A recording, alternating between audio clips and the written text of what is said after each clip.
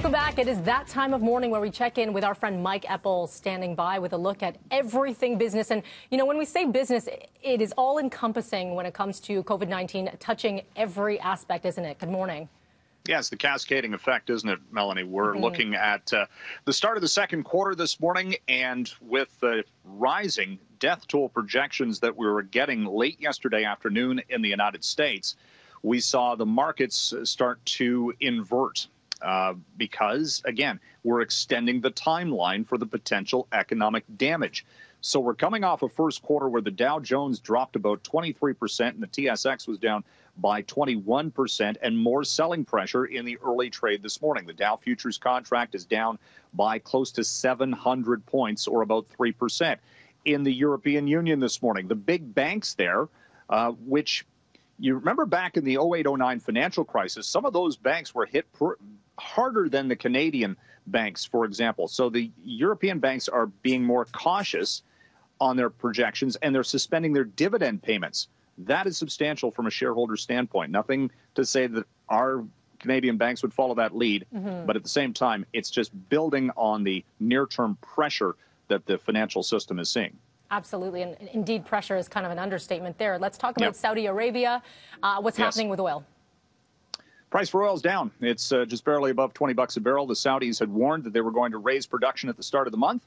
Indeed, they have, and they're almost at record daily output. Why? They want to force out the higher-cost producers. Russia's not interested in doing anything from a cutback standpoint. The U.S. can't get anything done from a negotiation standpoint, so the price has dropped substantially. Oil is down this year by 66%. And from its peak, actually, in January. Remember January when the U.S. and Russia and Iran were at loggerheads? We had oil close to $66 a barrel. It's down 80% from those levels. We have seen this cataclysmic. Yeah, you said remember January, and I said not really, because that felt like, exactly right. Oh, how long ago was that? I can't even remember March the 1st. I'm surprised this hasn't happened sooner, but Home Depot now changing their hours. And I'll say, I know a lot of people who have said, okay, hardware stores, which has been deemed an essential service, a lot of people are kind of flocking there. It's becoming kind of a new place to go for non-essential items, unfortunately.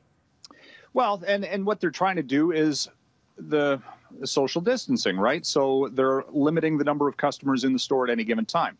Other retailers have done this. Went to Costco the other day. There was a lineup outside, right? They're just trying to keep everybody apart and keep, because when you're in the store, you have to pass people, right? So the fewer people actually in the store at any given time is a strategy. They're canceling, for all intents and purposes, their major spring promotions.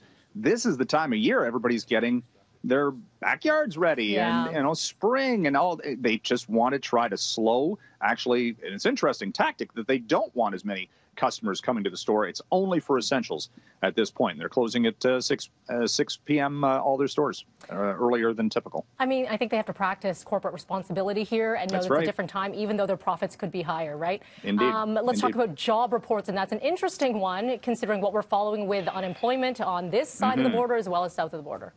Next few days, we're going to get the U.S. data. We have to wait a week for the Canadian numbers for the month of March. But today, the private sector employment numbers will show likely a 200,000 job decline in the United States. What are the unemployment numbers on Friday going to look like? We're coming off the month of February where the U.S. was almost at a record low unemployment rate. Does it jump from less than 4% to immediately over 5% or above? I mean, the next 3 days are going to really start to show the economic implications of the COVID-19 pandemic on the labor market and the economy. Indeed, Mike. Okay, it is 6:46. We've run out of time. And tomorrow, there has been a request from our control room and some of our viewers would like to see Edwin the cat. So if you could get Edwin the cat to make a cameo, we'd be good to go. He's on the other side of the room. Okay. And he doesn't come when I whistle to him. Tomorrow, on a perch on your shoulder, right there. Okay. I'll see what I can do. That's the request. Thanks, Mike. Have a great day. Thank you. Okay.